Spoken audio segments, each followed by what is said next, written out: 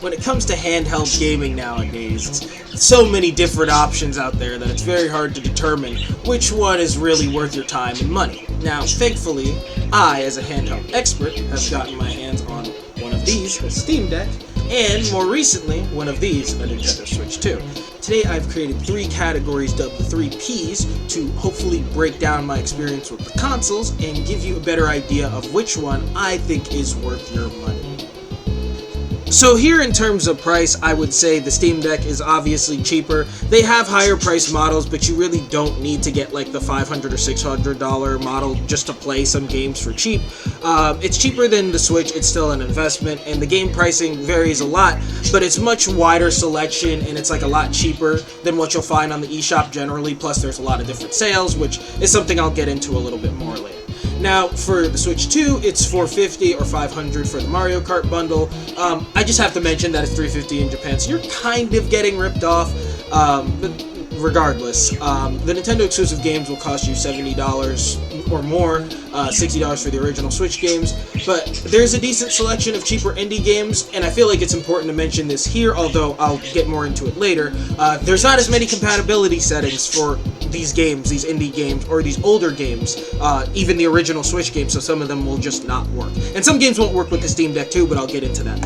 In terms of performance, the Switch 2 obviously beats the Steam Deck out in that case. It supports up to 4K resolution or 120 FPS frame rate. It's got a really nice 1080p display, and games like Mario Kart and Bonanza look really great. The problem is with this, it's a little dishonest just to say like that's how the experience with the Switch 2 is all the time, because it's not. A lot of the games don't look great, they're incredibly poorly optimized, and some of the games there's really no solution for like them not really running too well. Games like Kirby and the Forgotten Land and Tears of the Kingdom / Breath of the Wild, like you would think, okay, I'm gonna get on these on the Switch 2 and it's gonna be better frame rate and better graphics, but no, they expect you to pay for that, even though it's an upgrade from something that's pathetic to basically what is the modern standard nowadays. In terms of the Steam Deck, it's got a 1280x800 display, which isn't bad. It's kind of pathetic compared to the Switch 2 though, but it runs the vast majority of the games that you can play on Steam well. Like everything, pretty much everything works on the Steam Deck. I've had a couple of games that don't really work. That is a thing that happens, don't get me wrong. Sometimes you will have to have compatibility settings, you might have to fuck around with shit in the game, but overall, most games that run on Steam will work on the Steam Deck. This is the last category, and I feel like the most important when it comes to discussing these consoles, because realistically, yes, the Nintendo Switch 2 kind of is better in terms of performance in some aspects, but it's not really a more practical console. Like, unless you're really trying to play only the Switch 2 games and spend a lot of money upgrading a lot of your Nintendo Switch 1 games to the Switch 2 version, the Switch 2 isn't really a good console for you. If you already have an original Switch, I would just stay with that if that's all you, like, if you're okay with just sticking with those games, like, because they don't run any better on the Switch 2. I'm just gonna be completely honest, they really don't. You can't really modify your system. There's a smaller selection of affordable games, and you're supporting Nintendo. Like, it's not really a good purchase to make unless you really, really want to get those Nintendo exclusive games. I just don't think it's worth it.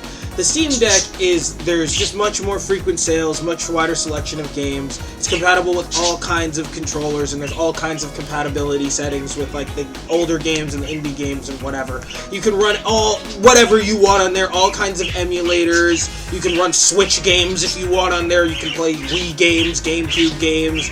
Any games you want, you can modify it any way you want. There's all kinds of mod support. It functions as basically a handheld PC as well as a gaming device, and it's free online.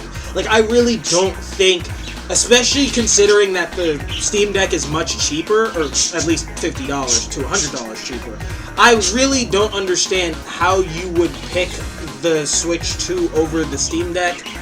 It's not really a practical choice, I hate to say it. I've tried to give a lot of credit to the Switch 2, which is why I concluded that this is the more powerful console, but overall, the Steam Deck wins flat out. There really isn't much of a competition between the two, and in my opinion, if you are looking for a more affordable gaming device, the Steam Deck is your go-to.